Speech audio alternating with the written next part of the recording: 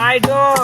நீங்க சிக்க போல சுத்த அட பத்தி சேசி இருமலடா அட நெத்தி சேசி இறங்கலடா ஐயா பட்ட வர சொல்லிறேன் புரிஞ்சுக்கடா கொக்குலக்கு இருமல்